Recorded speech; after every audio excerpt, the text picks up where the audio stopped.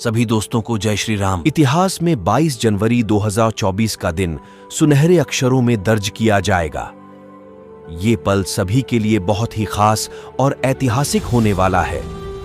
सभी राम भक्त इस ऐतिहासिक पल के साक्षी बनेंगे। देश और दुनिया 22 जनवरी के दिन का इंतजार कर रही है। सोशल मीडिया से लेकर गली और नुक्कड़ों में सिर्फ जय श्री राम के नारे और उनसे जुड़ी कहानियां ही सुनाई दे रही हैं। आस्था में सराबोर जहां पूरी दुनिया है, तो वहीं उत्तर प्रदेश का कानपुर जनपद भी इससे अछूता नहीं है। हो भी क्यों ना। प्रभु श्री राम की स्मृतियां यहां से भी तो जुड़ी हैं। देश के कोने कोने से प्रभु को उनके घर वापस लाने के लिए कार सेवकों की अलग अलग कहानियां हैं।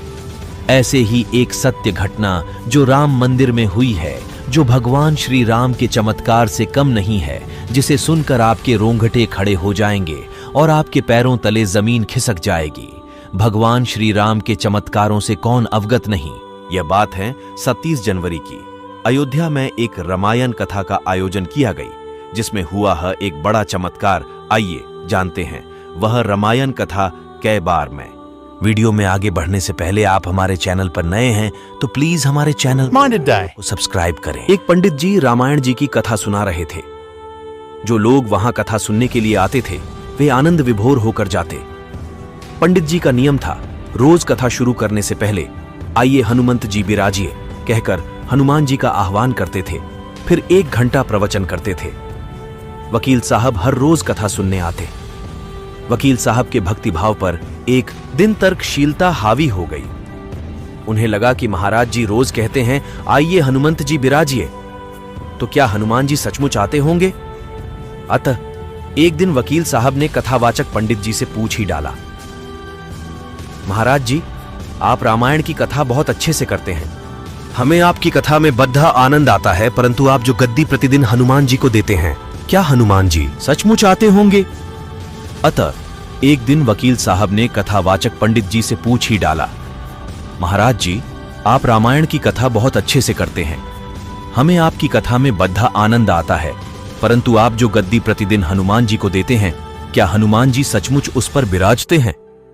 पंडित जी ने कहा, हाँ यह मेरा व्यक्तिगत विश्वास है कि राम कथा हो रही हो तो हनुमान जी अवश्य पधारते हैं।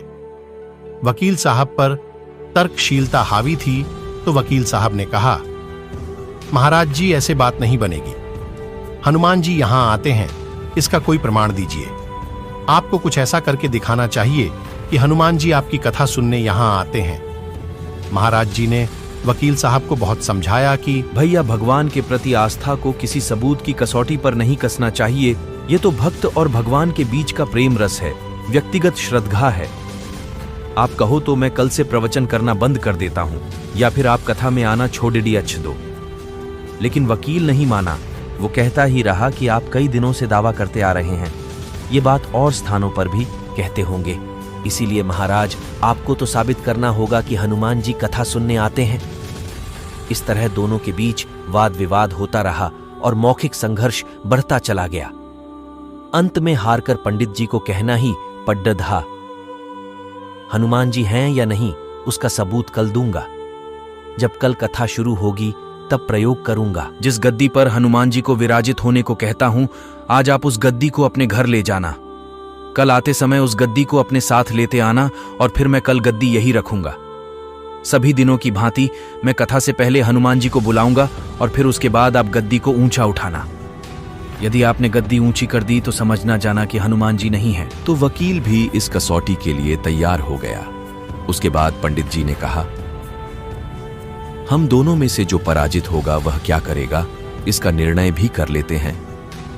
यह तो सत्य की परीक्षा है। वकील साहब ने कहा, यदि मैं गद्दी ऊंची न कर सका तो वकालत छोड़ दाकर आपसे दीक्षा ले लूंगा। यदि आप पराजित हो गए तो क्या करोगे। इस पर पंडित जी ने कहा, मैं कथा वाचन छोड़ दाकर आपके ऑफिस का चपरासी बन जाऊंगा। अगले दिन कथा पंडाल में भारी भीड़ जमा हुई। जो लोग रोजाना कथा सुनने नहीं आते थे, वे भी भक्ति प्रेम और विश्वास की परीक्षा देखने के लिए आए। काफी भीड़ हो गई और सारा पंडाल भर गया।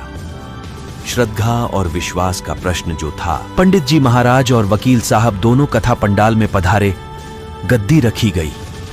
पंडित जी ने सजल नेत्रों से मंगलाचरण किया और फिर बोले, आइए हनुमंत जी बिराजिए। ऐसा बोलते ही पंडित जी के नेत्र सजल हो उठे। मन ही मन पंडित जी बोले, प्रभु, आज मेरा प्रश्न नहीं है, बल्कि रघुकुल रीति की परंपरा का सवाल है। मैं तो एक साधारण मनुष्य जन हूं। मेरी भक्ति और आस्था की लाज आप रखना। इतना बोलकर पंडित जी ने फिर वकील साहब को निमंत्रण दिया गया, आइए और गद्दी ऊंची कीजिए।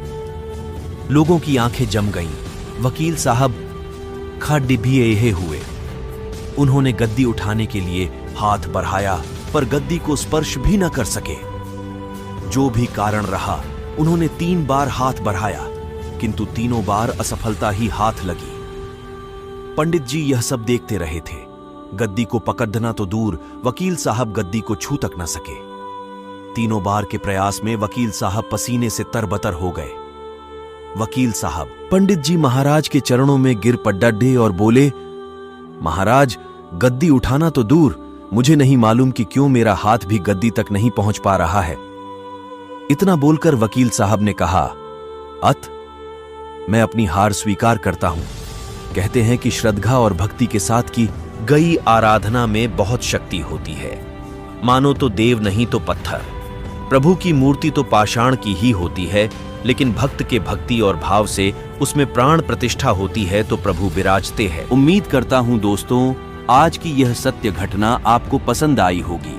अगर आप हमारे चैनल पर नए हैं तो प्लीज हमारे चैनल माइंडेड दुनिया को सब्सक्राइब जरूर करें और हमारे वीडियो को लाइक जरूर करें। मिले हैं एक और सत्य घटना के साथ, तब तक के लिए जय श्री राम।